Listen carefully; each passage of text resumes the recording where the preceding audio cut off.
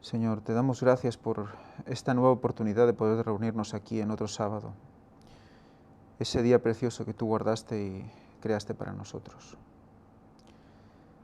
Gracias, Señor, de nuevo por las visitas, porque cada vez más hermanos reconocen tu poder, más personas escuchan tu palabra. Señor, te pedimos también por todos aquellos que quizás estén en camino o por los que están escuchando o viéndolo todo a través de Internet, para que todo sea de edificación para ellos tanto como para nosotros. Que tu Espíritu sea derramado aquí ahora, para que tanto los que hablen como los que reciban lo hagan en ti, Señor. Te pedimos perdón por todas nuestras faltas y nos abrimos a ti para que tú nos domines y nos lleves. Todo esto lo hacemos en el nombre de tu Hijo Jesucristo y por sus únicos méritos. Amén.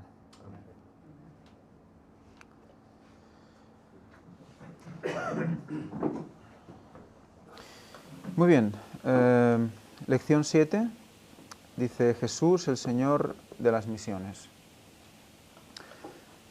Evidentemente, Jesús es el misionero por excelencia, eso ya supongo que todos lo comprendemos, y durante esta lección se va pues, a analizar lo que se conoce como la Gran Comisión, que es cuando Jesús envía a los suyos al mundo. Por lo tanto, esto exige una formación de todas estas personas, todos estos creyentes, nuevos creyentes, algunos de ellos, otros antiguos creyentes que reciben la verdad presente y al asumirla la quieren exponer al mundo. Y siempre es en esta dirección. Y eso es lo que vamos a analizar durante esta lección. El texto para memorizar dice: Entonces Jesús les dijo otra vez: paz a vosotros. Como me envió el Padre, así también yo os envío. Cuando realmente nos dice la palabra de Dios que debemos mirar a Jesús en todo, como ejemplo, debemos recordar también esto, que Él también fue enviado y que Él nos envía a nosotros, a los demás. Es una cadena. Y cuando, si Dios quiere, tenemos la bendición, porque es una bendición de poder dar estudios bíblicos a alguien, poder explicar el Evangelio a alguien, y esta persona reacciona, el hecho de, no es solo el hecho de que reaccione donde acaba el trabajo, sino que el trabajo sigue en que esa persona sea formada, sea educada, de tal manera que pueda ser luz para otras personas. Y eso es una cadena, ¿no? Y esa cadena es la que Cristo pues, promovió ya desde su tiempo, que estuvo aquí, ¿no? En carne. Dice así: de acuerdo con las Escrituras, una actividad fundamental de la Trinidad es la misión. Padre, Hijo y Espíritu Santo están involucrados en salvar a la humanidad. Su palabra comenzó en ocasión de la caída y continúa hasta el fin. El Padre, el Hijo y el Espíritu Santo restaurarán este mundo redimido a la plena unidad con la voluntad divina. ¿Cuál es la misión de todo esto? Esta gran comisión es una misión que debemos cumplir todos como cristianos. ¿Por qué existimos? ¿Por qué, cuando conocemos a Dios, cuál debe llegar a ser nuestra conclusión ante el mundo? Pues que lo principal es llegar a los demás. Es que el Evangelio corra. Evidentemente, para que esto pase, primero tiene que haber un examíname, ¿no? Pruébame, mira dentro de mí, examina mis más íntimos pensamientos y mi corazón y prepárame para recibir esas bendiciones que me prometes y así yo poder ser utilizado por ti. Y una vez estamos en esas condiciones, pues en esa, digamos, sumisión a Dios. Aunque a veces recordemos que muchas veces hay personas que sin creer prácticamente están dando el testimonio a otros. Les dan a conocer la palabra Igual ellos en principio no tienen la más mínima intención de hacer caso a eso, pero se lo comentan a otros. Mira, ese me ha dicho que no sé qué, no sé cuánto. Y el Evangelio también se expande a veces de estos modos tan sorprendentes y a veces hasta eficaces, ¿eh? Sí. Si no, en cierto modo que te lo digan a ti, ¿no? Bueno, sí. La verdad es que las personas que a mí me incitaron o la persona, porque me incitó a decir, bueno, ¿y por qué no vas a escuchar? ¿No? Pues es una persona que ahora mismo no sé ahora mismo dónde están y desde aquí, Carlos, un abrazo muy grande si alguna vez ves este vídeo, ¿no? Me saltan las lágrimas y todo. Bueno, Carlitos, hombre, Carlitos le llamamos Carlitos, pero un hombre de 2 metros, muy grande. Hemos jugado a baloncesto juntos y la verdad no sé dónde estará ahora, pero pues un abrazo y que Dios lo bendiga, porque la verdad es que... En verdad sí que tenía intenciones de seguir a Sí, Dios. sí. En un principio estaba un poco así dubitativo, ¿no? Pero después, bueno, hubo una serie de circunstancias, como tantas veces pasan, y le hemos perdido el rastro. Pero Sí, bueno, y seguro que lo que lleva dentro, ahí está. Hay una semilla, eso es indubitable, ¿no? Ya no es... Es lo que a veces decimos, ¿no? ¿Cuánta fe o cuánta información es necesaria para que el Evangelio corra de un lugar a otro? Pues va en función de lo que tú sabes, ¿no? Si cuando dice el Evangelio que dijo aquel, ven y ve, no sabía nada más. Y yo he visto algo que ha sido impresionante, ¿no? Y le dice a no recuerdo ahora, Natanael, a Felipe le dice, ven y ve. Y a lo mejor no entendía mucho lo que veía, pero sabía que aquello era impresionante. Y va y conoce, ¿no? O sea que, desde luego, la palabra tiene mucho poder. Tiene mucho poder y de hecho, es lo que decías, el Espíritu Santo trabaja con muchas personas pues porque tienen su parte de sinceridad, su parte de buen hacer y quieras o no, pues utiliza esa porción que es necesaria. A veces una pequeña porción es necesaria para que una palabra haga reaccionar a una persona, ¿no? La verdad es que yo respetaba mucho a ese chaval, a ese hombre, porque no, era un hombretón, ¿no? Y lo respeto. Y de una palabra de él, pues, era importante para mí, no sé, era así. Bueno, pues, y como si explico cómo llegué al gimnasio ese también, es tampoco... Pero bueno, tampoco es momento de dar mi testimonio completo, porque si no, no acabaríamos nunca. Pero bueno, eso, lo que comentábamos, ¿no? Que no hace falta, no busquemos la perfección, porque no vamos a saber cuándo lo somos, ¿no? Para predicar, ¿no? Con lo que sabemos debemos ir, ¿no? Y ya está. Dice Elena White, yo recuerdo unas citas suyas muy interesantes que dicen que las dudas las debemos apartar las dudas, ¿no? Y acogeros a lo que realmente comprendéis para poder hablar a los demás. Porque resulta que conforme vayamos avanzando, Dios nos va a ir como abriendo esas puertas y que esas dudas que quizás teníamos sobre algunos temas las va a ir abriendo poco a poco y va a ser como una cascada de luz constante, y eso que dejaste a un lado porque confiaste en Dios para que eso algún día se aclarara, ¿no? Yo lo digo dejarlo en la nevera, ¿no? Dejas en la nevera y luego ya un día vas a decir, mira, aquello que yo metí en la nevera lo voy a abrir, esto ahora lo comprendo, lo puedo asimilar y es una luz que llena a muchísima gente, a ti mismo también. Pues vamos a seguir con la lección. La lección del domingo nos habla de Jesús en el Antiguo Testamento.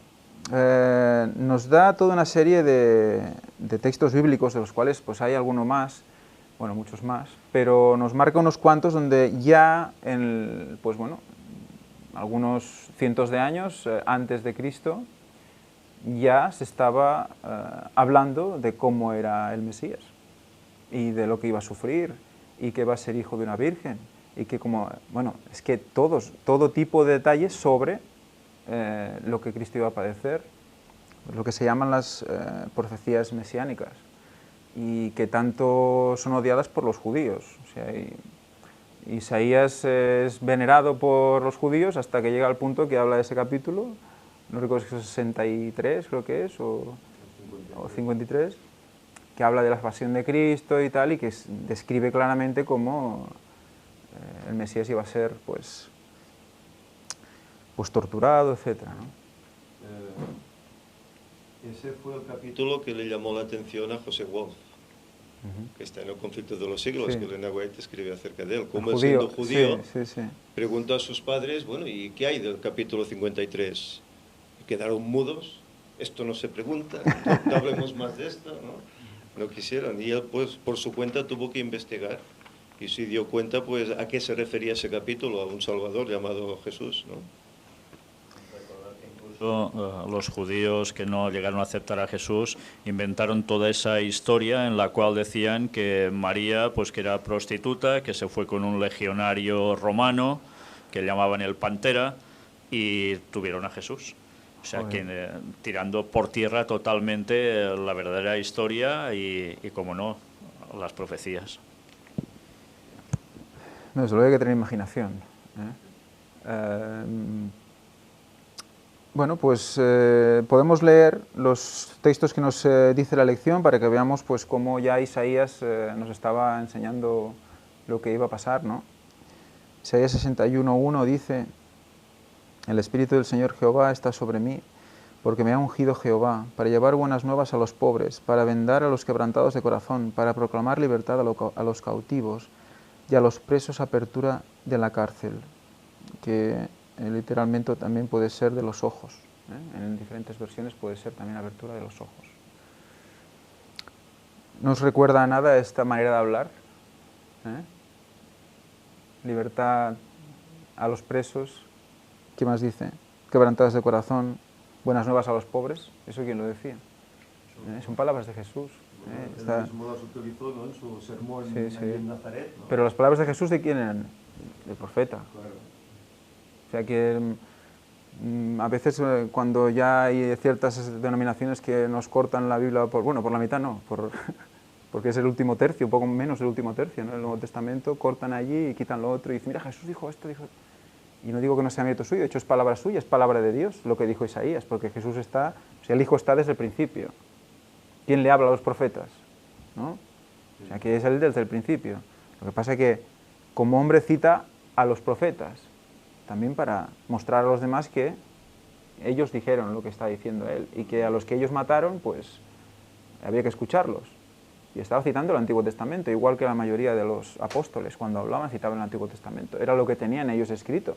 No tenían escrito el Nuevo, evidentemente, porque es a partir de Jesús. Por lo tanto, es una tontería querer eliminar el Antiguo.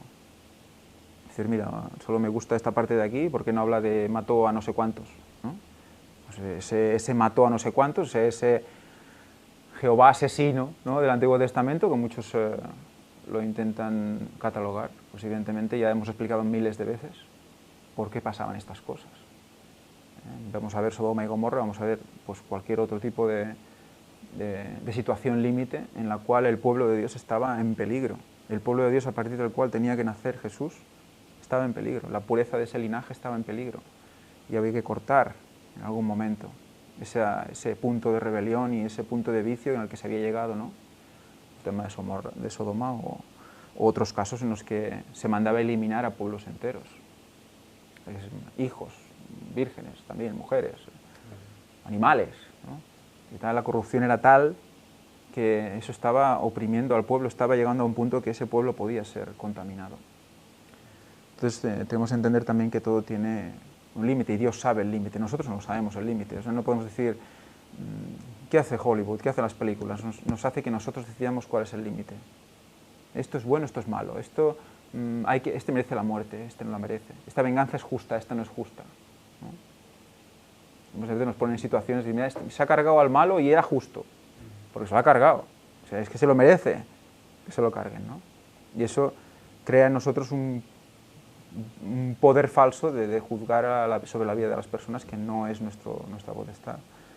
A mí es la venganza, dice el Señor, nosotros no tenemos todo el conocimiento para decidir si esa persona merece o no la muerte, Él sí.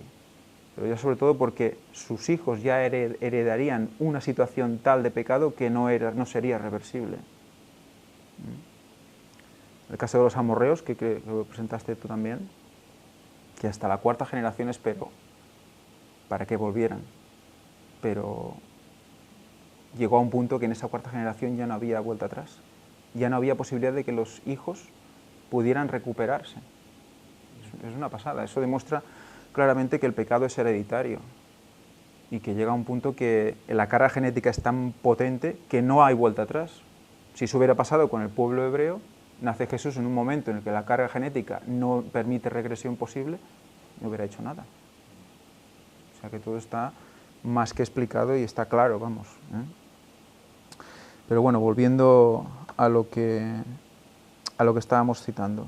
De hecho, estas palabras se citan en Lucas 4, tengo apuntado, creo, si no me equivoco, si alguien lo puede... Lucas 4, 18 y 19. Lucas 4...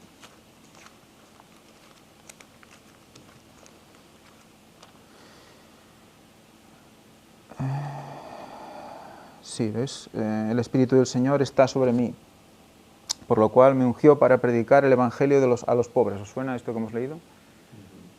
Está citando Isaías, que yo no tengo apuntado aquí qué época es Isaías. ¿Alguien lo sabe? ¿400? 500? No. ¿Isaías? Sí, o más. 600 años antes. Algo así, ¿no? O sea que ya estaba, pues esto. Hola, buenas. Hola, buen día, bienvenidas. Me ha enviado a sanar a los quebrantados de corazón, a proclamar la liberación de los cautivos, la recuperación de la vista a los ciegos, dice aquí. Antes hemos leído de la cárcel, pero que también se puede traducir de los ojos, la abertura de los ojos, o sea que estamos en las mismas. Él estaba parafraseando las palabras del profeta, el cual recibió esas palabras de él mismo como, bueno, como pura divinidad, ¿no? como Dios, ¿no? O sea, es un ciclo. Otro texto que podríamos leer es Daniel... ¿sí? Ese Perdón. texto, si lo seguías leyendo, Perdón. Sí, bueno, claro. nos meterá de lleno en lo que vendrá después, ¿no? ¿Sabes qué pasa? Que lo hemos leído tantas veces que casi das por hecho que... Pero bueno, si seguimos leyendo, esto lo dice Jesús cuando, bueno, coge y abre el rollo en la sinagoga y él proclama, ¿no? Lo vamos a leer desde el principio. Dice, le entregaron el libro del profeta Isaías, ya lo está diciendo además el mismo texto. Él desenrolló el volumen y encontró el lugar donde estaba escrito, el Espíritu del Señor está sobre mí, por lo cual me ungió para predicar el Evangelio a los pobres. Me ha enviado a sanar a los quebrantados de corazón, a proclamar la liberación de los cautivos, la recuperación de la vista a los ciegos, a poner en libertad a los oprimidos, a proclamar un año favorable del Señor. En mi versión dice un año concretamente, un año favorable del Señor. Y año es año, no tiene ninguna connotación más. Cuando miras la Strong es el año favorable del Señor. Y claro, ya hemos analizado muy fuerte también lo que viene después, cuando habla de la vida de Sarepta, cuando habla de Amán el sirio, cuando todas esas significaciones de 7 veces se limpió Amán en el río Jordán, 3 veces Elías fue, ¿no? que para recuperar al hijo de la viuda se tiró encima, bueno, se postró encima de ella. O sea, ese 3, ese 7 mostrando el tercer milenio, el séptimo milenio, explicado después de ese año que está proclamando, está poniendo todo en una situación de decir, está diciendo que realmente va a volver en el tercer milenio de su muerte, en el séptimo milenio de la caída del pecado. Lo está diciendo conforme estás leyendo, ¿no? Y recuerdo... Y es que además, si lees el pasaje de Isaías, cuando habla del año de la voluntad de Dios, termina diciendo, y el día de la venganza de nuestro Dios. Sí. Es decir, que conecta ese año con el día de la venganza. Sí. Es decir, que ese año simboliza entonces la segunda venida de Cristo. No, y lo interesante... Que no iba solo a hacer mención de cuando Jesús empieza su ministerio diciendo se cumple delante vuestro hoy, pero iba también más allá. Sí. Y lo curioso, mira lo que tú dices en Isaías y lo que continúa el versículo 20 de Lucas 4, donde después de decir a predicar el año agradable del Señor, dice y enrollando el libro, y ya vimos la connotación que tenía enrollar el libro. Los cielos, una vez más, se abren, se cierran. Se abren, se cierran. ¿Y eso cuándo sucede? Cuando viene la segunda venida. Es que la idea es como que marca dice, a partir de aquí se cuentan los 3 y yo vengo cumpliendo los 4 de los 7 que o sea, todo está aquí. Y es realmente precioso. Además, este texto no te cansas de leerlo. Bueno, pues una vez repasado este tema podemos seguir con Daniel 9, 24, 27. No sé si alguien lo tiene por aquí. Daniel 9, 24, 27, que es la profecía de las 70 semanas. Dice: 70 semanas están determinadas sobre tu pueblo y sobre tu santa ciudad, para acabar con las prevaricaciones y poner fin al pecado y expiar la iniquidad, para traer la justicia perdurable y sellar la visión y la profecía y ungir al santo de los santos. En inglés, la traducción de la King James Version es The Most Holy. The Most Holy es el más santo. Y es el texto que utiliza además Ron Wyatt para corroborar el tema de que la sangre, una vez Cristo le sale del costado toda su sangre, el resto de su sangre va cayendo por la grieta hasta llegar a la tapa del arca. El lugar más sagrado, es el propiciatorio. El propiciatorio es donde se sienta Dios, el trono de Dios, ¿no? Entonces, the most holy sería el más santo, el más sagrado, ¿no? Entonces, esta lectura asociada a el propiciatorio, el ungimiento del propiciatorio, sería esa sangre que cae encima de la tapa del arca, que sería el lugar donde Dios se sienta. O sea que tiene esa doble connotación, tanto como para Cristo, que es ungido también, como el hecho de que la tapa, que es el lugar más sagrado, reciba la sangre limpiadora de Cristo. O sea que el texto es bello en muchas proporciones. Sabe pues y entiende que desde la salida de la orden para restaurar y edificar a Jerusalén hasta el Mesías príncipe, habrá 7 semanas y 72 semanas, y volverá a edificar la plaza y el muro, pero esto en tiempos angustiosos. Y después de 72 semanas se quitará la vida al Mesías, y no por él mismo. O sea que ya está la profecía del Mesías, que iba a ser eliminado en un momento concreto de la historia. Y el pueblo de un príncipe que ha de venir destruirá la ciudad y el santuario, y su fin será en una inundación, y hasta el fin de la guerra durarán las devastaciones. Y hará que se concierte un pacto con muchos por una semana, a mitad de la semana hará cesar el sacrificio y la ofrenda, y en el ala del templo estará la abominación horrible, hasta que la ruina decretada se derrame sobre el desolador. A la mitad de la semana cesa el sacrificio. O sea, esa última semana es cuando empieza el ministerio de Jesús en su bautismo, y luego tiene 3 años y medio hasta que está la muerte. Esa mitad de la semana son 7 años una semana, un día por año. A la mitad de la semana 3 años y medio, de su bautismo el 27 después de Cristo, al año 31, que es el 30 y medio, pero es el año 31. Y ahí es donde se cumple la profecía de Daniel, que es la que todos tendrían que haber estado esperando también en su momento. Recordemos que precisamente esta semana es la parte de la profecía peor entendida por el mundo en general cristiano, ya que la desubican totalmente de la trama seguida de todas esas semanas y la pasan a un futuro, sin razón alguna, porque no hay explicación lógica a ello. Pero cogen esa semana que se aplica a lo del ministerio de Jesús, lo que tú has estado contando ahora, esos 7 años en total, 3 y medio, 3 y medio, y lo ponen en un futuro donde tendrá que ver algo que sucederá en Jerusalén, en el templo y tantas cosas más, pero que para nada lo están aplicando cuando correspondía.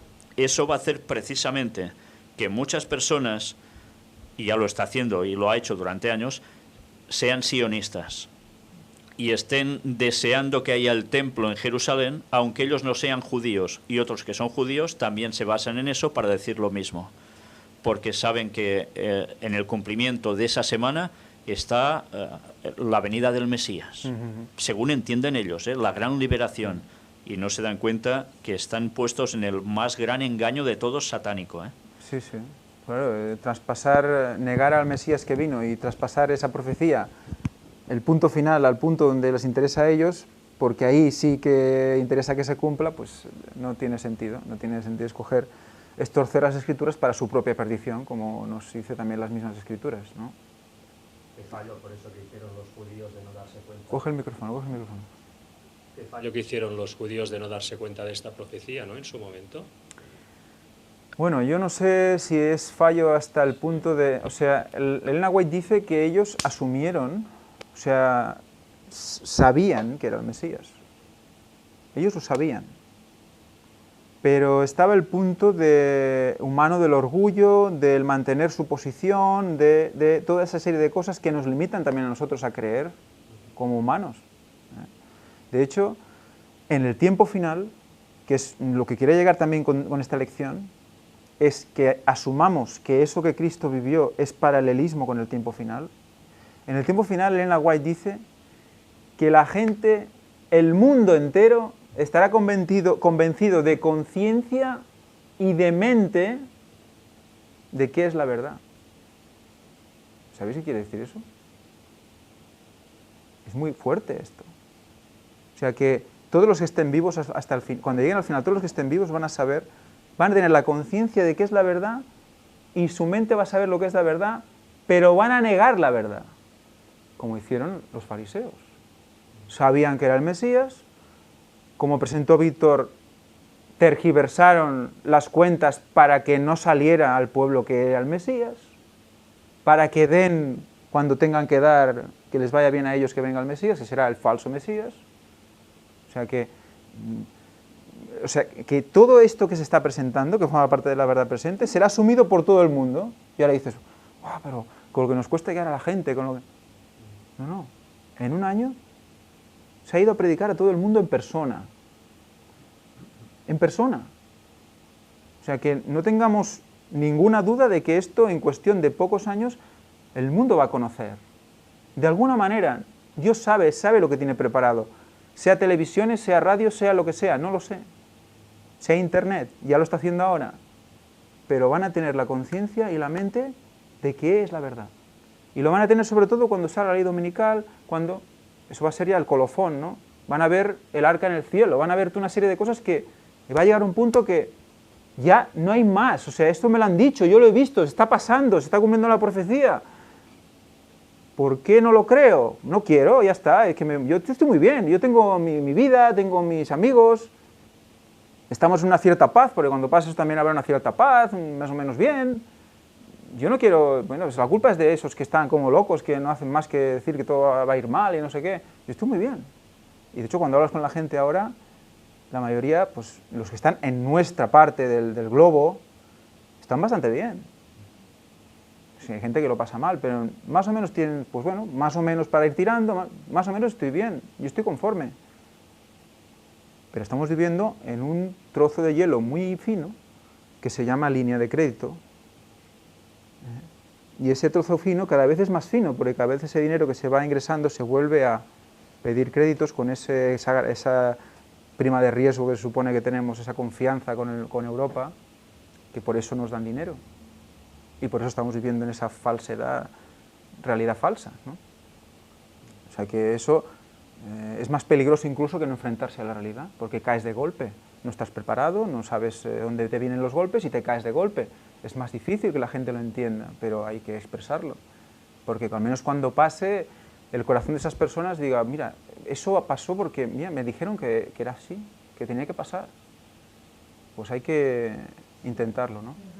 Coge el micrófono. Este momento final que todo el mundo lo verá y no quiera creerlo o aceptarlo, ¿no será porque se ha cerrado el tiempo de gracia y no hay posibilidad ya? No, eso pasa antes. O sea, el tiempo de gracia, hasta que no se da todo, hasta que no hay la lluvia tardía, que habla en la lluvia tardía es el derramamiento último del Espíritu Santo sobre el pueblo de Dios, y hay un gran, ¿cómo se dice?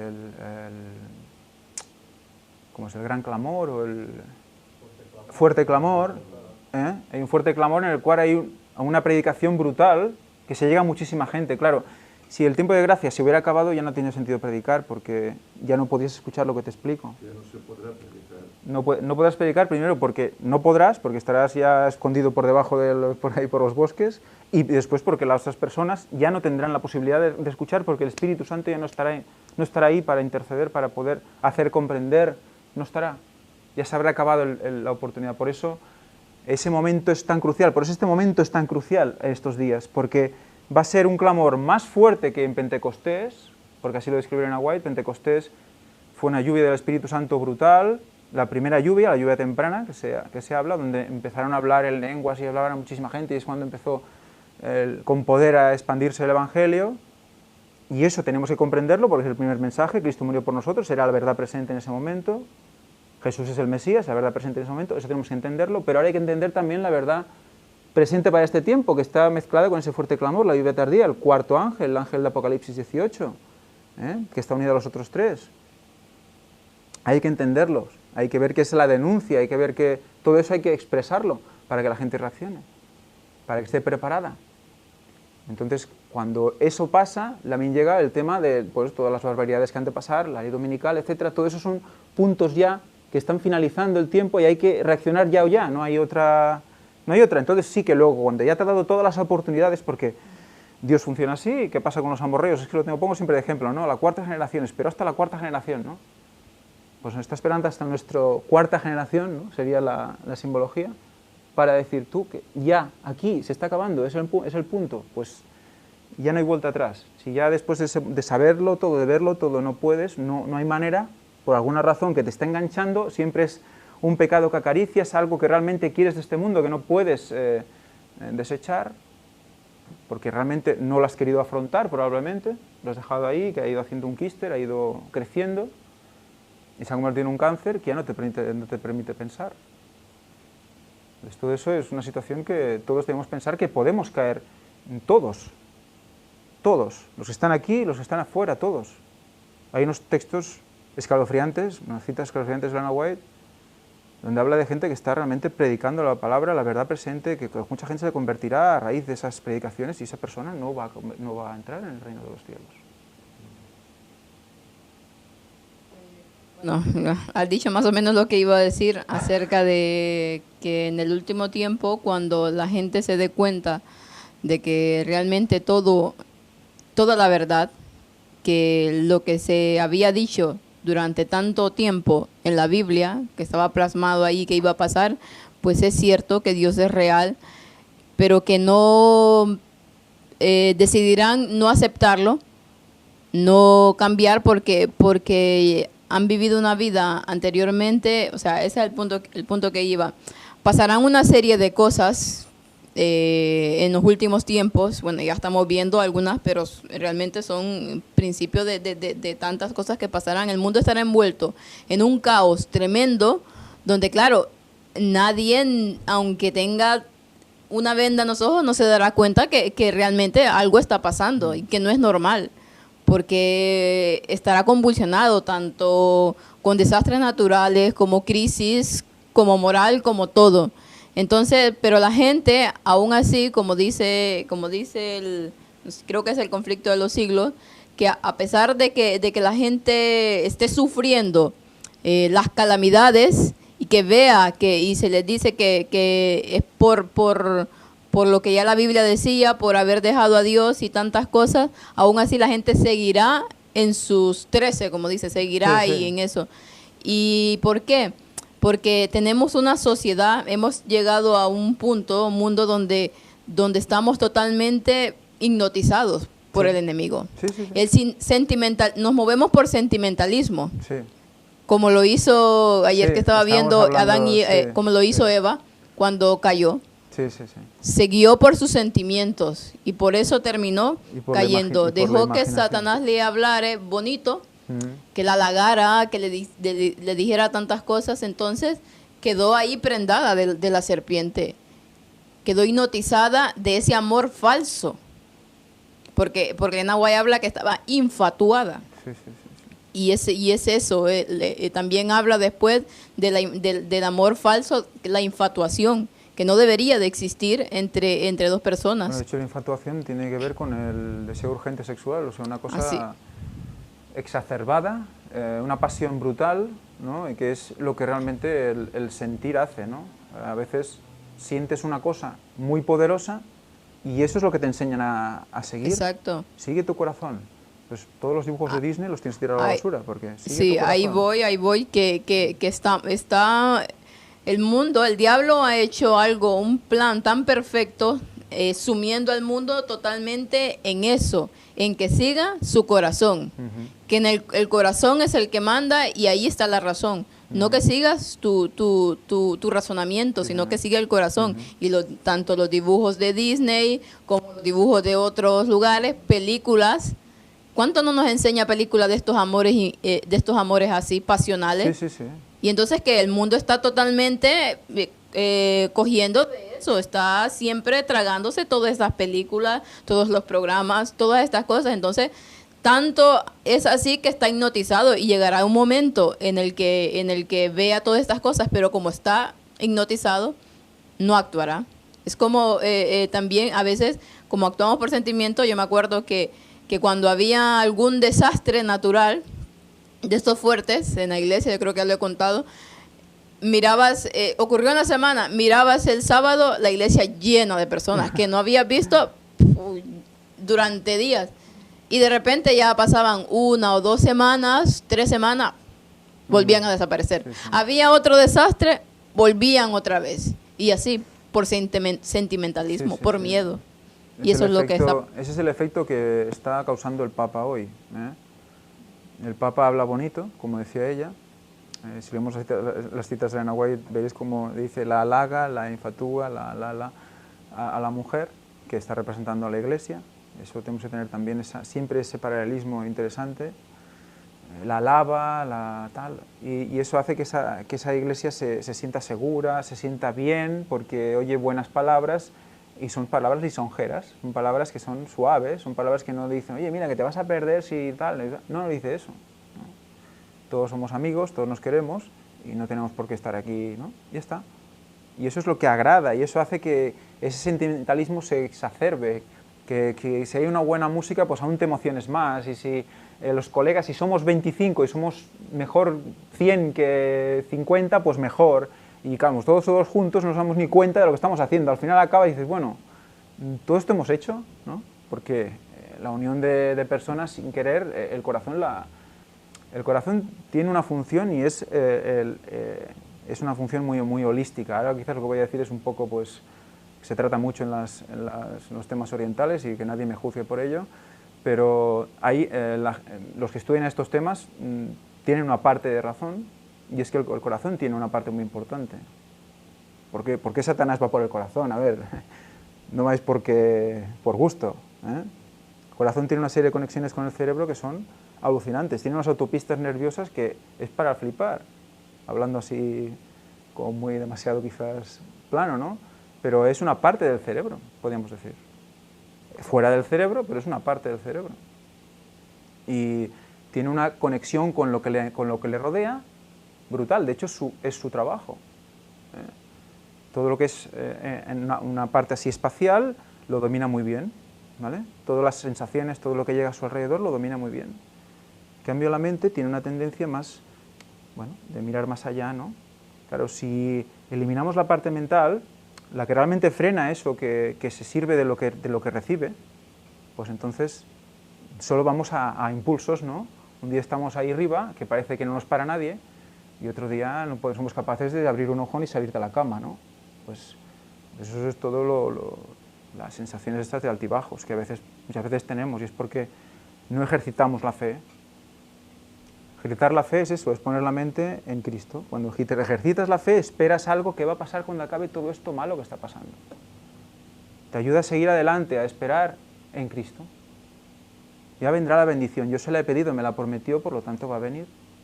Y eso te hace estar en una cierta paz, esperando en tranquilidad, no en inquietud.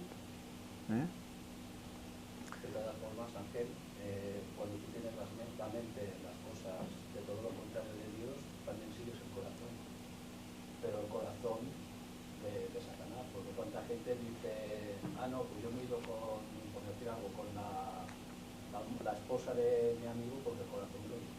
Sí, sí. No es lo que estamos diciendo, sí. A ver, eso es que la mente no está con Dios. ¿Qué le pasó a Pablo? Pablo decía, ¿no? Hago lo que no quiero. Está viendo algo que está haciendo, pero no quiere hacerlo. Por lo tanto, ¿con qué lo hace? Con el corazón. Pero que se está dando cuenta mentalmente que eso no lo tiene que hacer, entonces lo juzga y por lo tanto decide, yo esto no lo quiero hacer, paro de hacerlo. Eso tendría que ser la reacción, es la lucha del cristiano. Se define como eso, es la lucha de la mente contra lo que viene del corazón, que en muchas partes de la Biblia se explica como que nada bueno puede venir, ¿no? del corazón. Pero Elena White nos da un matiz muy interesante, y es que ese corazón era lo que estaba puro en Adán, en Jesús. Por lo tanto, no hacía falta, en el caso de Adán, por ejemplo, no hacía falta esa lucha, porque ya lo que venía de dentro era bueno. ¿Qué es lo que tenemos que hacer? ¿Cuándo? Cuando seamos convertidos, ¿no? De hecho, Jesús tampoco tenía tendencia al mal. Y al decir esto te va a caer la caballería de los que creen que la naturaleza de Cristo es todo lo contrario a lo que tú dices. Bueno, pues vamos a demostrar, si Dios quiere, si Dios me permite y me da salud, vamos a demostrar que realmente Cristo tiene la misma naturaleza que Adán antes de pecar. Y eso, además, va a ser porque vamos a hablar de la llaga otra vez, vamos a hablar otra vez de la costilla de Adán y vamos a ver cómo hay una relación tan brutal que une a los dos y los pone en el mismo plano de pureza. Pero lo que iba a decir ahora con Elena White es que cuando habla de que la transformación es a través de la contemplación, o sea, viene por vuestra mente, viene por vuestra mente, la transformación del corazón viene por la transformación de vuestra mente primero, porque de ahí vamos a ir enviando impulsos a nuestro corazón para, de modo de decirle a Dios, Dios, por favor, cambia esto de mi corazón que no me gusta, porque voy a ver qué es lo que no hay bueno en mi corazón, lo voy a ver y le voy a pedir a Dios que lo cambie, yo no voy a poder cambiarlo, pero Él sí. Entonces, cuando más oración necesitas, más Él va, porque Él te muestra donde fallas. Pues a través de la mente, analizando lo que sale de tu corazón, le pides a Jesús, le pides a Dios sobre tu corazón. Y así tú te vas comprendiendo más, te vas conociendo más, y hay una limpieza. ¿Qué pasará con los 144.000 que serán perfectos? Que habrá llegado a un punto que el corazón y la mente serán uno y ya no habrá ese proceso. Ya lo que viene del corazón será bueno, igual que cuando estemos salvos. Ya no habrá esa lucha, lo que venga del corazón será bueno. Por eso Satanás lucha en ese corazón, por eso quiere dominar ese corazón.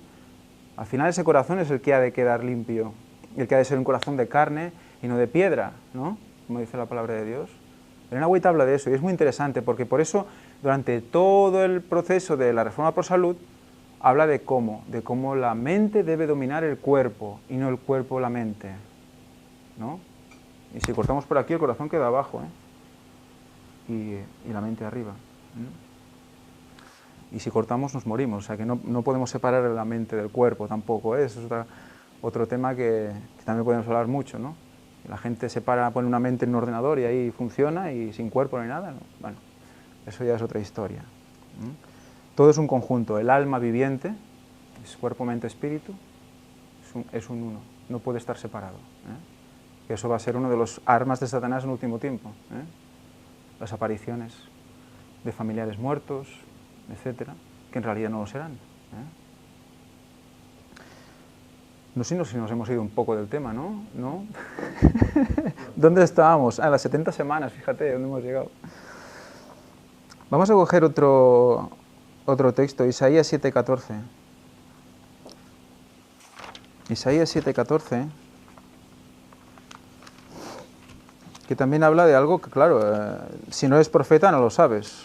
Por mucho que puedas acertar, y mira, puede venir un Mesías, bueno, va, ¿no? Más o menos lo puedo, pero decir que el Mesías va a nacer, o sea, que van a nacer, o sea, no que viene del cielo, no, que van a nacer, como dice aquí, Isaías 7:14, leemos, si alguien quiere leerlo, tiene micro, si no, ¿alguien no? ¿Se anima? Bueno, pues ya lo hago yo. ¿Tienes tú? Venga, vale. Por tanto, el Señor mismo os dará señal. He aquí que la Virgen concebirá y dará a luz un hijo, y llamará su nombre Emmanuel. ¿Qué quiere decir? Dios con nosotros. Emmanuel quiere decir Dios con nosotros. O sea que el mensaje del profeta ya estaba diciendo que el que iban a hacer de esa Virgen será Dios con nosotros, o sea, Dios en nosotros, entre nosotros. Que iba a hacer de una Virgen. Y esto es una señal. Que naciera de una Virgen. Es una señal. De esto ya lo hablaremos con más profundidad porque ahora nos iríamos también del tema. Pero ya estaba diciendo que de una virgen iba a concebir a luz un hijo. Entonces los que estaban escuchando en ese momento debían estar, ¿no? Y ese va a ser Dios con nosotros. O sea, de una persona humana iban a hacer Dios con nosotros. O sea, era una cosa que, vamos, yo no sé los que lo escuchaban cómo lo debían recibir, ¿no? Pero bueno, es una cosa que se escapa a la comprensión humana y aún ahora, ¿no? De hecho, las grandes discusiones que se tienen normalmente, la Virgen, ¿de qué concibió? ¿No? ¿Qué pasó? ¿Cómo se entiende eso? ¿No?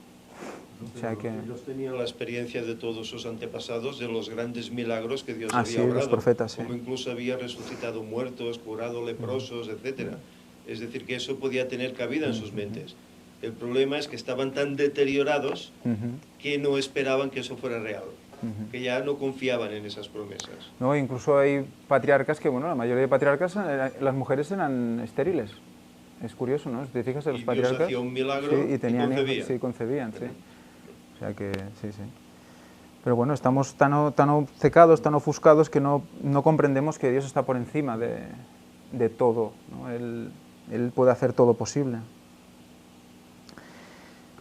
Vamos a Isaías 9:6.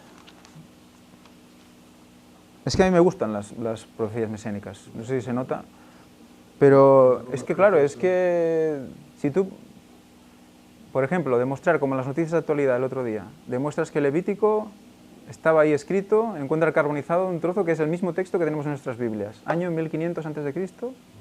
o hace 1500 años, no recuerdo, hace 1500 años, ¿vale? O sea que antes de Cristo ya estaba Levítico ahí escrito y está demostrado, o sea que... no sé, yo creo que es bonito. Y dice así, 9:6, porque un niño nos ha nacido, un hijo nos es dado, y el principado sobre su hombro, y se llamará su nombre admirable, consejero, Dios fuerte, Padre eterno, príncipe de paz. Es decir, siempre Padre, ¿no? O sea que está claro que quien iba a nacer no era una persona cualquiera.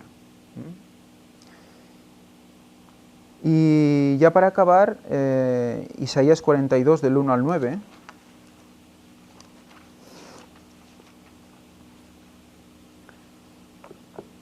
que dice, he aquí mi siervo, yo le sostendré, mi escogido, en quien mi alma tiene contentamiento, he puesto sobre él mi espíritu, él dictará justicia a las naciones. ¿Os suena esto? En él tengo contentamiento o complacencia. ¿Cuándo pasó? Cuando fue bautizado. Que Dios, se abren los cielos, ¿no? Y se oye la voz de Dios. En mi hijo tengo complacencia, ¿no? Cuando baja una paloma blanca sobre Jesús. La paloma, sí. ¿Era blanca? Bueno, no sé si era blanca, era paloma. Bueno, pues este va a ser un próximo tema, ¿eh? Vale. Porque nos va a servir de dónde viene la Trinidad católica satánica, que no es la misma divinidad de tres en la que creemos nosotros. Y tiene que ver mucho con esa paloma. Pues fíjate, ¿cómo era esa paloma? Y hablaremos de ello. Pues muy curioso porque estuvimos hablando de una escuela sabática, pues tú no sé dónde te pilló, en qué parte del mundo te pilló, pero estuvimos hablando de la paloma, del significado de la paloma y por qué es los cambistas, los que estaban en el templo cuando Cristo tiene ese momento en el cual echa a todos del templo, los terceros que vendían eran las palomas y a ellos es a los que les reprendes verbalmente, a los terceros, eran las palomas. Y recordamos que las palomas tenía connotación de Espíritu Santo, directa, no solo porque fuera en forma corpórea, sino también tenía una, por letra, ya no recuerdo exactamente la palabra, pero había un concepto de tiempo final, etcétera, etcétera. O sea que la paloma tiene mucho poder ahí. Sí. Que no es solo de Espíritu Santo. Vale, vale. Pues nada, como siempre nos deja ahí y hasta la próxima. Pues nada, seguimos leyendo. No gritará, ni alcanzará su voz, ni la hará oír en las calles. No quebrará la caña cascada, ni apagará el pábilo que humea. De acuerdo con la verdad hará justicia. No se cansará ni desmayará hasta que establezca en la tierra justicia, y las islas esperarán sus enseñanzas. Así dice Jehová Dios, creador de los cielos, y el que los despliega, el que extiende la tierra y sus productos, el que da aliento al pueblo que mora sobre ella, y espíritu a los que por ella andan. Yo, Jehová, he llamado en justicia y te sostendré por la mano, te guardaré y te pondré por pacto al pueblo, por luz de las naciones, para que abras los ojos de los ciegos, para que saques de la cárcel a los presos y de casas de prisión a los que moran en tinieblas. Eso lo hemos leído antes, ¿verdad?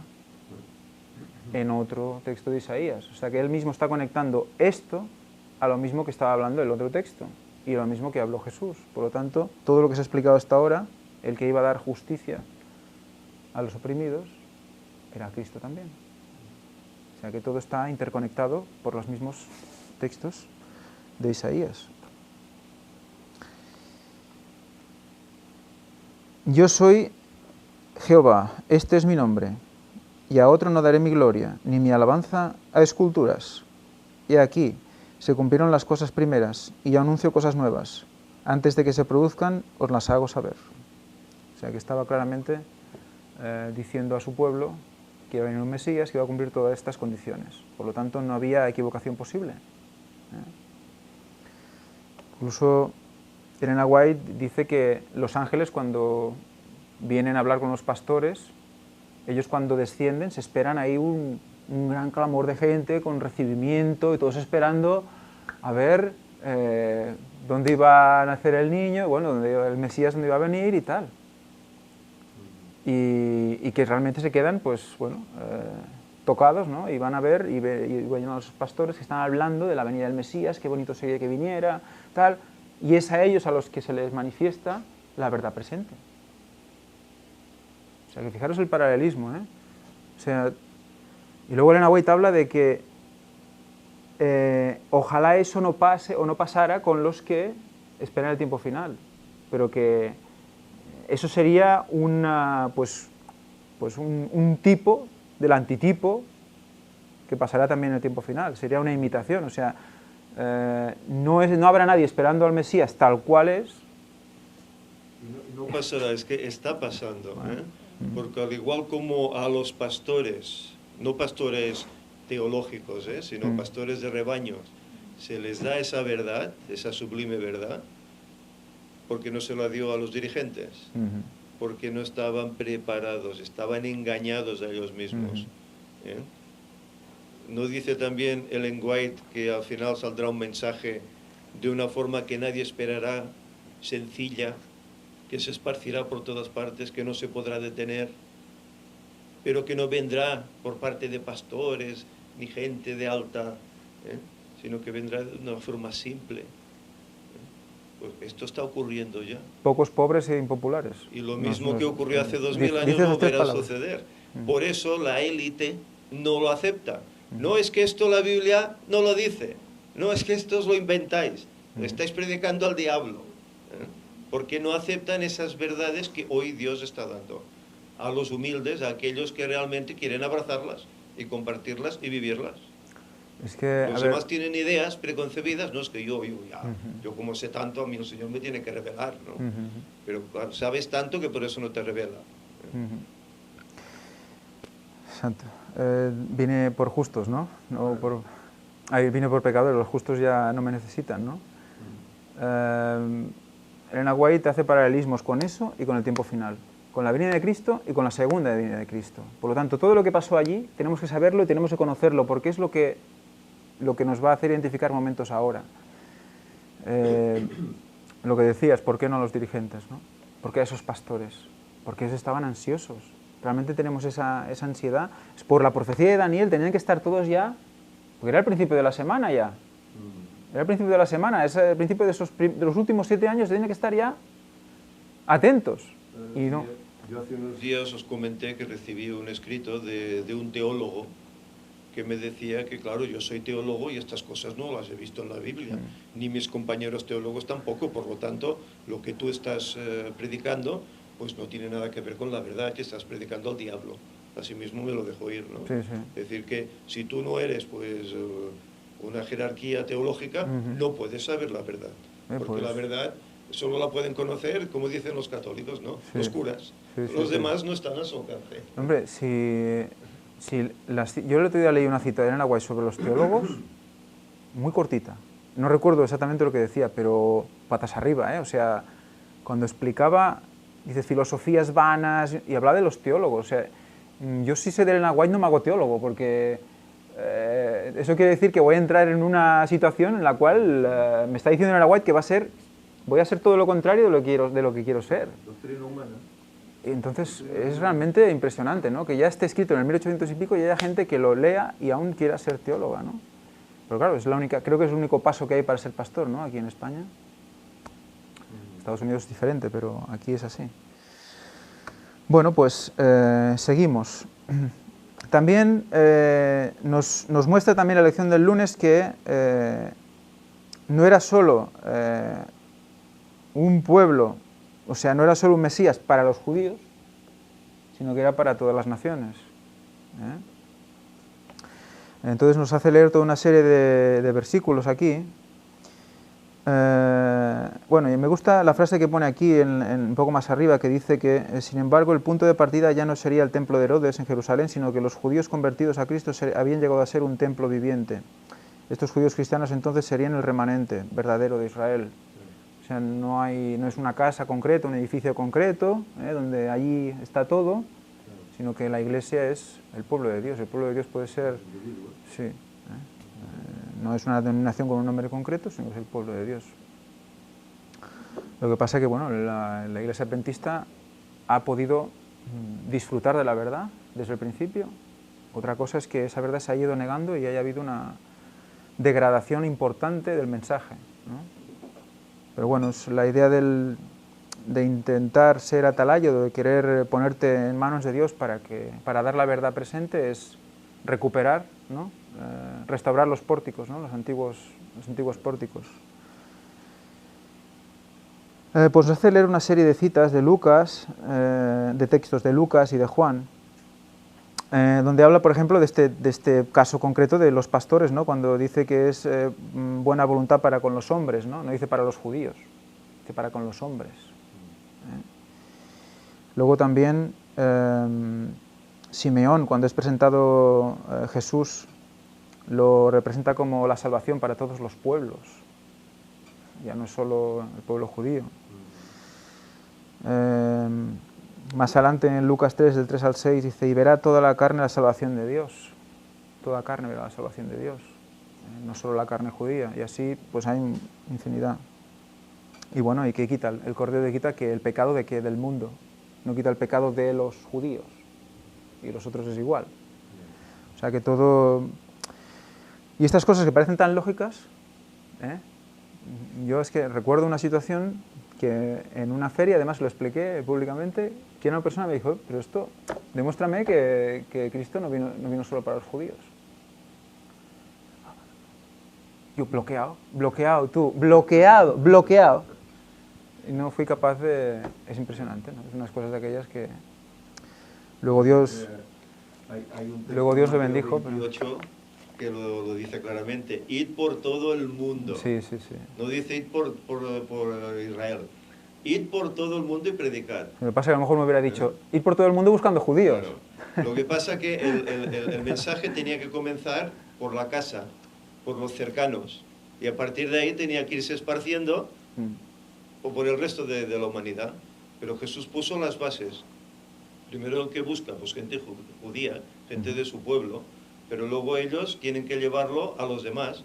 Comenzó Pedro, siguió Pablo, y así sucesivamente, y el Evangelio se ha esparcido por todas las naciones. Ese era el camino a seguir. Sí, ese concepto que tú estás hablando aquí es lo que yo creo que es lo que se explica en la lección del martes, aunque veo una connotación extraña en la lección del martes que me gustaría poner en público con vosotros y que vosotros me dijerais si a lo mejor es que soy yo que estoy obsesionado o no. Y dice así, bueno, habla de Mateo 10, 5 y 6,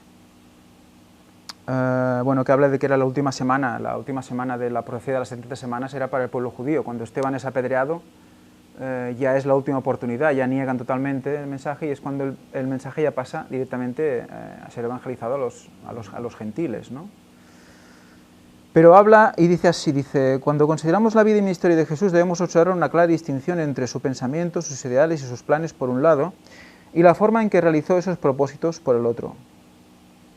En su vida y su ministerio diario se identificó con la cultura judía, así como predijo el Antiguo Testamento, que haría el Mesías, pero el impacto de su encarnación era aplicable en forma universal, mediante su muerte y su resurrección. Él llevaría los pecados del mundo.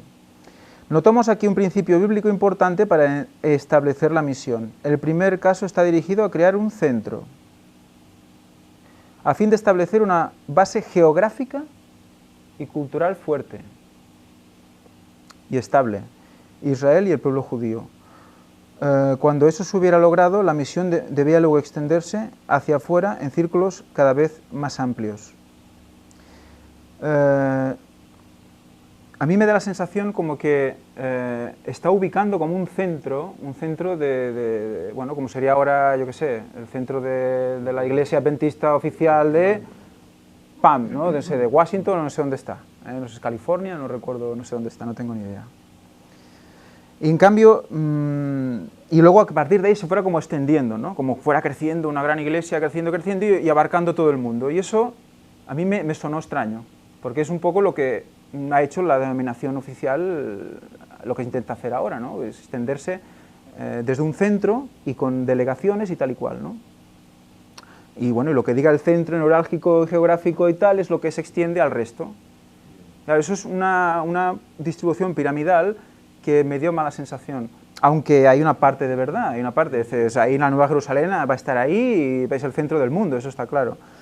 Pero a mí me sonó más, o yo entendí más esta lección como que, o sea, lo que decíamos antes, el paralelismo con ahora y entonces, ¿no? O sea, Jesús vino a traer una verdad presente, vino a traer un cambio total.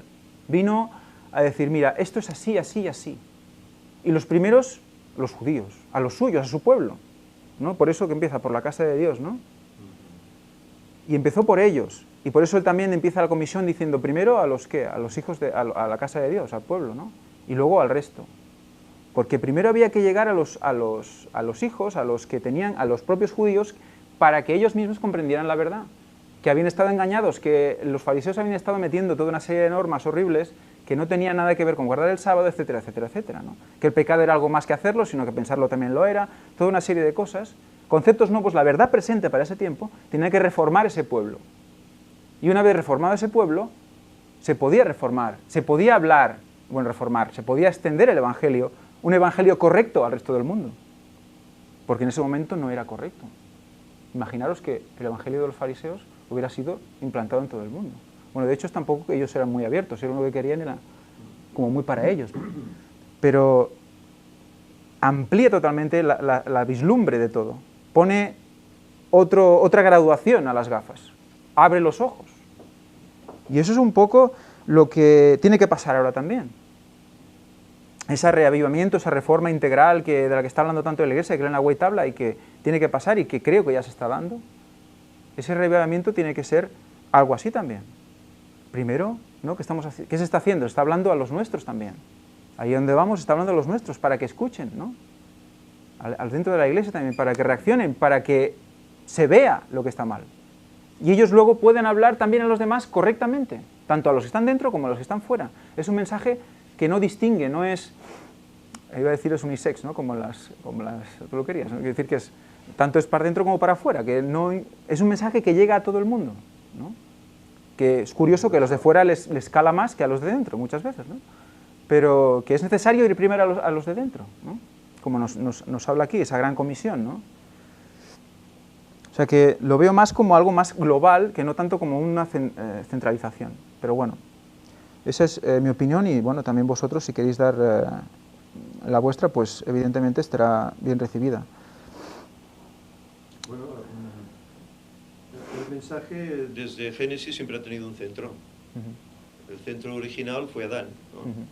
Después lo fue Noé, después lo fue Abraham, después lo fue el pueblo de Israel, sobre todo los discípulos en Jerusalén, era el centro, de ahí se empezó a esparcir. Sí. En el despertar del siglo XIX, el centro estaba ¿dónde? Allá en Estados Unidos. Allí empezó a brotar la verdad, a esparcirse por todo el mundo. Y bueno, hoy podríamos decir dónde está el centro, tal vez en Gerona. Bueno. No sé, yo creo, a ver, en la época de Lutero había 3 centros a la vez. ¿Dónde está el centro? Porque hemos visto que había gente que hablaba del 2031 hace ya 3 años o 4. ¿En dónde? ¿En Perú o no recuerdo qué lugar? ¿Dónde está el centro? Cuando Dios levanta pueblos en diferentes lugares con la verdad presente, ¿dónde está el centro?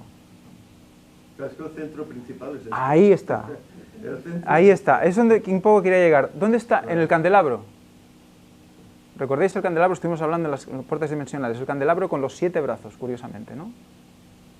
¿Qué era el brazo del centro? El cuarto brazo.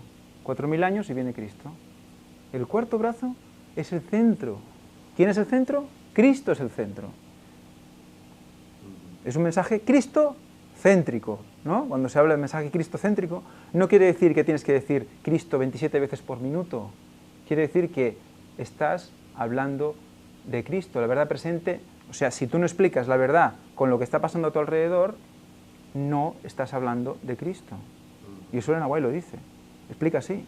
Si no estás relacionando lo que hay de aquí dentro con lo que pasa afuera, no estás hablando de Cristo. Aunque tú creas que estás hablando de Cristo, no lo estás haciendo. Es impresionante, es un concepto que no se tiene. Por lo tanto, es muy amplio, es más profundo quizás que esa expansión como radial, ¿no? Que es lo que creo que hay aquí un virus en esta lección, en ese punto. Ahora veremos el más grande, ¿no? El virus más grande lo vamos a ver a partir de ahora en las lecciones de jueves y viernes, que Víctor va a ser el que va a tener la oportunidad de presentar. No, bueno, si le deja el riñón o la lumbar, porque el pobre no puede levantarse. Pero bueno, luego también habla de la misión respecto a los gentiles, ¿no? Bueno, también aquí hay otros textos, perdón, de que habla de que sois la luz del mundo, donde quiera que se proclame el Evangelio en el mundo entero, ninguno de aquellos que fueron convidados gustará mi cena. Bueno, esto es referente a que aquí en este texto concreto habla de cuando fueron invitados a esa cena, ¿no? De las bodas, ¿no? Y resulta que invitaban a los suyos y todo el mundo estaba ocupado, ¿no? Dice, yo tengo que ir a... El primero dice, compré un campo. Está hablando de la iglesia, de los miembros. Sí, de los miembros de la iglesia. Por eso te digo que el paralelismo siempre es el mismo. Compré un campo, ¿qué pasa? Estoy enganchado al mundo, por lo tanto, es mi campo, es guapísimo, todo lo he comprado, todo lo he invertido en ese campo. Es mi vida ese campo. Pero tú ahora te mueres y ese campo se queda ahí. Ya está. ¿Cuántas veces hemos escuchado, vecinos? Yo he escuchado muchos casos. Vecinos que toda su vida han estado ahorrando para la jubilación y para comprarse una casa preciosa y tener un huertecito. Y dicen, mira, ya ahora me quedan 20 años de ir cogiendo y el huertecito y tal. Y se jubilan o no, y se mueren. Y han estado ahí metiendo y metiendo y metiendo. Desprovisto de quién será, ¿no? Y se queda ahí, ¿no? Para otras generaciones o para que se queme con la venida, no sé, ¿no? Es que muchas veces estamos haciendo provisión en la tierra cuando tenemos que hacer provisión en el cielo. A los hijos, a los nietos. A los bisnietos, etcétera, sí. Es muy típico eso de decirme esto para mis hijos, esto para... Bueno, no está mal tener una cierta previsión, no digo que no, pero que si eso va a ser el motivo de tu vida... No, y que es correcto. No, que sí. Que no debe ser la base. Exacto, Claro. ¿sabes? Pero hay gente que vive solo para eso. Digo, si vivo... Bueno, ahora algunos padres me van a machacar, yo también soy padre. Vivo por mis hijos. Solo vivo por ellos. Bueno... o por mi esposa, o por mi marido, solo vivo por... Vamos a ver, hay un problema. Porque hay que vivir con Dios por ellos. Porque Dios proveerá también para ellos. Entonces, hay veces cuando esta persona falta, o el hijo se va, o la pareja se muere, o hay separaciones, o lo que pasa, no sé. ¿Qué pasa? Esa persona cae hasta el fondo. Le falta la referencia. Claro, es que claro, cuando confiamos en el hombre, lo que nos pasa es eso, ¿no? Que por mucha buena intención que tengamos, pues acabamos mal, podemos acabar muy mal, ¿no? Pero bueno, Dios sabe cuál es el camino de cada uno y tal, ¿no? El segundo que le preguntan, de la iglesia, ¿no? Que le preguntan, dice, he comprado 5 yuntas de bueyes y fui a probarlos. Ese 5 es muy interesante, porque es lo previo al 6. Por lo tanto, está hablando de un pueblo que está cerquita de ese punto concreto, de ese final. Y estaba ahí liado con su huerto y que quería probarlos. O sea, ya no es que tenía que ir a trabajar, es que quiero probarlos. O sea, imagínate lo interesante de ese llamado para él, 0. Le está llamando Cristo y es 0. O sea, yo ya estoy muy cómodo con mis yuntas y quiero probarlas. Es como aquel que dice, no, es que me he comprado un coche nuevo y voy a probarlo por la autopista a ver cómo va. En vez de responder al llamado de Jesús, ¿no? Y el tercero dice, no, me casé y necesito ahora un tiempo de... ¿no? O sea, y como cuando dice que los del tiempo final se casarán, se darán en casamiento, estarán todos ahí liados aún, y sin esperar lo que tiene que venir, ¿no? Pensando más en la fiesta, en celebrar y tal, y no estar en lo que hay que estar, ¿no? Y por eso, ¿qué pasa? Que entonces salen los siervos de este, no sé si es el novio o el rey, no recuerdo exactamente ahora mismo, salen a buscar a los que ve por la calle, ¿no? Dice, a ese que veas, pues tráelo y mételo, ¿no? Y esos son los que es lo que pasó, que se acabó el tiempo para los judíos y luego fue a buscar al resto, ¿no? O sea que todo tiene su significado. Y bueno, en el tiempo final, ¿qué nos toca hacer? Entonces, ya fueron llamados ¿no? ¿Qué nos toca? Llamar a los de dentro, pero si no contestan, ¿qué? También hay que llamar a los de fuera, ¿no? O sea, siempre es el mismo paralelismo. Y los pinta que algunos están ciegos o están muy mal, pero los recoge. Y esa verdad hace que esas personas, pues, vean otra vez, ¿no? Por eso cuando dice que da vista a los ciegos, no es solo a los ciegos físicamente, es a los ciegos mentales, ¿no? Que no ven, que no... Pues ahí Cristo les da luz y ven. ¿Nos pasa, no? Cuando Cristo revela algo, que veis algo, parece que veis más, ¿no? Y habéis visto algo más, una dimensión más de la palabra de Dios y vivís de otra manera ese día. Ese día es brutal, ese día a mí que no me digan nada, yo voy flotando todo el día. Vas pensando en eso que, oh, qué idea, pero qué pasada, ¿no? Y estás ahí dándole a eso, ¿no?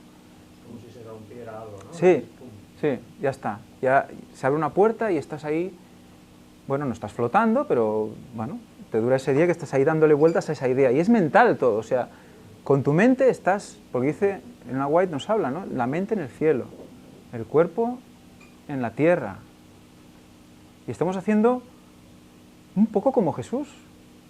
Debe ser mucho como Jesús, pero Jesús también, él estaba constantemente con el Espíritu Santo conectado. Y en cambio estaba en la tierra. Y tenía que pasar lo de Dios a los hombres. O sea que es lo mismo que debemos hacer nosotros. Esa conexión que cada vez tiene que ser mayor para que todo lo que nosotros expresamos sea pues puro, ¿no? Lo más posible. Y luego lo del trigo y la cizaña, que eso no tiene ya, bueno, es brutal porque está dirigido que a la siega de la tierra. Dice, el campo en el mundo, el campo es el mundo y la siega es el fin del mundo. Lo explica claramente. Cuando le preguntan la interpretación, del campo es el mundo y la siega es el fin del mundo. Es la siega de la tierra. Muy bien.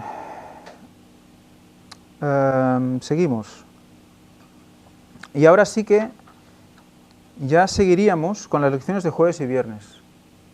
Esas lecciones, los que lo habéis estudiado, supongo que habéis visto algunas cositas interesantes que ahora Víctor va a comentar en un